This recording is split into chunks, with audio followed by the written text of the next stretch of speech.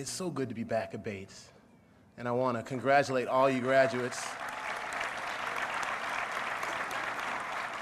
because I know, I know what it's like to struggle for something that you really want, to start out and be in a sea of people. You don't know really who's going to be your friend. You don't even know if you're going to get along with your roommate, you know? I remember the first time I came to Bates, it was in the spring of my junior year of high school, and my mother and I took a plane from Boston up to Lewiston on Bar Harbor Airlines. The plane was about, I think it was about 8, 9, 10 seats, something like that. And we came up here, and I remember at the time thinking that it was like an outpost. I felt like I was somewhere in the North Pole.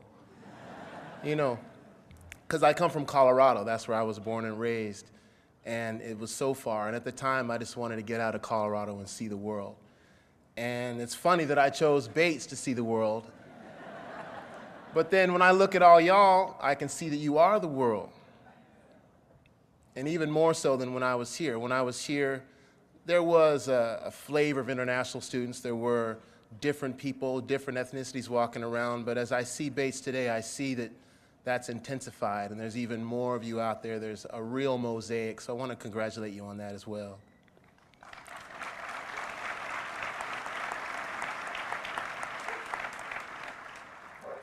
And the second time I came to Bates was during the so-called Minority Student Weekend.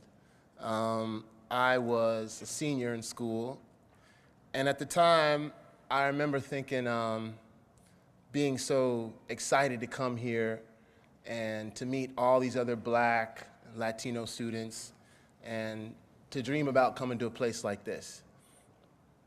As I traveled, after I left Bates, after I graduated, I realized that I wasn't a minority. In fact, there's really no such thing as a minority. You can box off a place and then count off the people and say, oh, you're the minority. But if you're looking at the whole planet, I don't really like to talk in those terms. And I feel that Bates really helped me to expand my view of the world. It was at Bates that I got to interact with people that I'd never thought I'd interact with before. People from Africa, people from the Caribbean, people from East Asia, from West Asia, from all over the world. And this was my jumping off point to discover the world. Because as I said before, I'm from Colorado, you know. And at the time where I came from Colorado, it was a very, how can I say it? I was saying this last night. I guess I can just be frank. When we would leave Colorado, you would go other places and people didn't have jerry curls.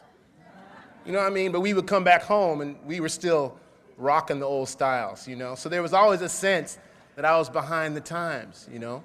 But when I came to Bates, I got to really meet people, see different viewpoints, really get into discussion with other people. So I'm just so grateful to Bates for giving me that opportunity to expand my mind. I don't want to take too much of your time, but I would like to give you all some advice. I would like to say that as you leave Bates, that you be careful how you spend your money. I remember when I first got here, I never had a credit card, you know. And I got to my mailbox, I think the first week, and there's all these credit card offers. And I thought, wow, this is great. You know, luckily I didn't really take up on all that. But looking at the state of the economy, looking at the housing market, looking at the high amount of debt that Americans carry, I think it's very important that the young people start to endow themselves and not go out and get a new car to pay a high note. Actually, don't go out and buy all the new clothes and all the new technology. Don't go out endlessly and spend your money with your friends. Use your time wisely, because I'm 38 years old, and it seemed like just yesterday I was sitting where y'all are right now. So please take your time and really use it well. Use the money that you make well. Save your money, because you're going to need it in the future. And always remember that education doesn't ever stop. It always keeps going. I remember after I left Bates, I spent a whole year writing an honors thesis. I was tired. I thought, I don't want to go back to school for a while, you know? And as it turned out, I just started playing music, and here I am. But I would tell y'all that it's very important to always educate yourselves and always think of others and always nurture your intellect and your soul. I'd like to end just with a brief quote.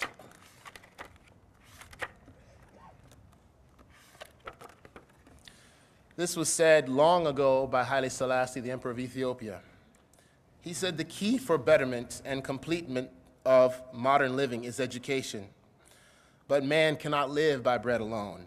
Man is also composed of intellect and soul. Therefore, education in general, and higher education in particular, must aim to provide, beyond the physical, food for the intellect and the soul.